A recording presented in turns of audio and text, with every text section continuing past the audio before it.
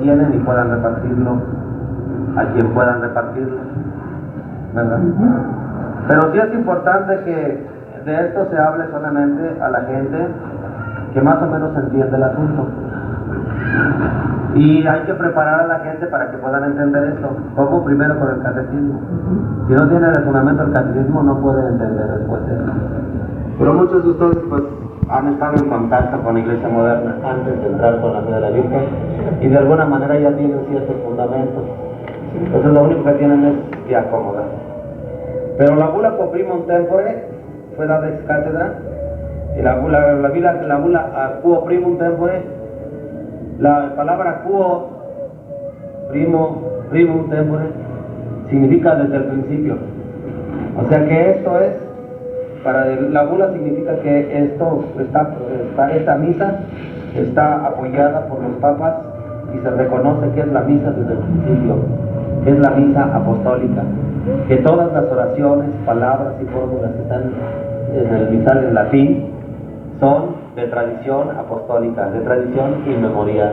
Desde el principio hasta que se refiere hasta los apóstoles, o sea, desde el principio. Está diciendo aquí que la bula está demostrando que esto que esto que el Papa está diciendo que es para siempre no es cosa de él, sino que viene desde el principio. Eso significa Quo Primum Tempore. O sea, que viene desde el principio. Desde el principio. ¿Sí? Que no se pueden cambiar las palabras. ¿Qué es concilio sinodal? Bueno, es que a veces hay, por ejemplo, en una nación, por ejemplo, podría haber un concilio y se reunirían nada más los obispos de la nación. ¿Algo sinodal? Se podrían reunir varios obispos nada más, ya de 3 obispos a 2 obispos para adelante y es concilio. Se pueden reunir 2 o 3 obispos o 20 obispos, o los obispos de todo un continente. Por ejemplo, aquí para ayudar a algunos grupos indígenas, se podrían reunir todos los obispos del continente americano para tratar ese asunto. Pero aunque estuvieran reunidos ellos en concilio, su autoridad no sería suficiente para imponer una misa diferente de la que el Papa impuso. Y aún un concilio general reunido en el Vaticano posterior podría revocar la misa. No podría revocar la misa. Y la prueba de esto es que el Papa Juan XXIII, aunque era Rosacruz, pero conservaba mucho, era muy devoto a la Virgen. El Papa Juan XXIII murió antes de que terminara el Concilio Vaticano II. ¿Está grabando? ¿Por qué Rosacruz? Pues porque él pertenecía a una asociación de ese tipo. Ya después hablaremos de las sociedades secretas. Sí, pero es otro tema. Pero a pesar de eso, a pesar de que el Papa Juan XXIII tenía tendencias liberales, cuando él abrió el concilio pensando en que los tiempos modernos exigían una reunión de obispos para ver la situación y de ver de qué forma la Iglesia iba a entrarle con el tono de ese tiempo. Pero desgraciadamente se dio cuenta de que realmente las falsas filosofías y las falsas doctrinas ya estaban infiltradas dentro del concilio. Entonces, aunque ciertamente él murió antes de que el concilio terminara, de los primeros documentos que se hicieron, las primeras ediciones, él no quiso firmar ninguno. No quiso firmar ninguno porque él presentía el peligro que había. Él abrió la iglesia, las puertas y ventanas de la iglesia para que entrara el aire fresco, pero se metió el demonio. Cosa que posteriormente el mismo Pablo VI reconocerá en algunas de sus alocuciones, en algunas de sus pláticas en la Basílica de San Pedro. Él mismo reconocerá en algunas de sus pláticas que el humo de la iglesia el humo de Satanás había entrado dentro de la iglesia. Se había filtrado por alguna grieta. Y las grietas son los obispos que ya estaban vendidos a los movimientos liberales, con ideas liberales, ¿verdad?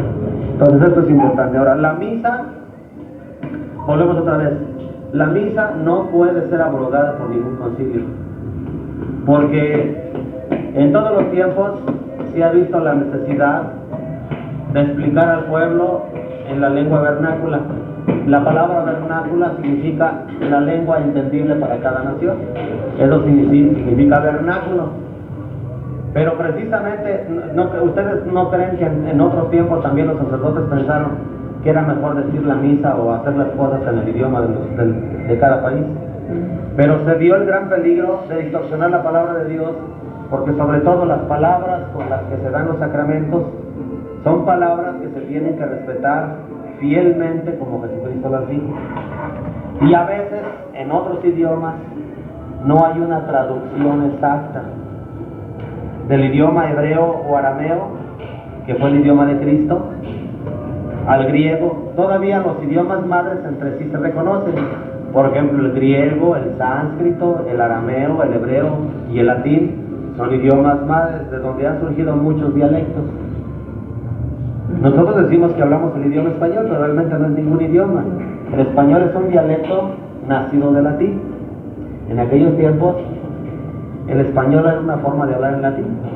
Eran modismos. Así como aquí en México, el náhuatl no se habla igual en todos los pueblos.